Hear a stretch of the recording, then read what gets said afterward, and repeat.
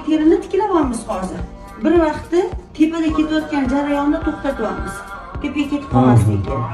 Ikkinchidan, hali mana teri regeneratsiyasi bor, lekin jarayon tepaga qarab ketyapti.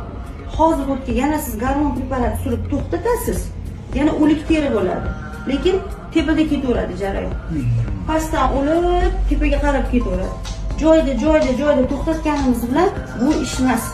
Bu davo emas. Tushundingizmi? Ha, tushundim. Eng muhimi hozir jarayonni to'xtatib oldik. O'sha tepaga chiqmaydi. Xotirjam bo'lavering. 100%. Avvalambor Alloh shifosini mana shu to'xtadi. Bu o'lik teri shunaqa qorayib ketgan. Regeneratsiya degani o'zini o'zi tiklay olmagan terida gormon preparatidan kuyib qolgan bu. Qo'pol qilib aytganda.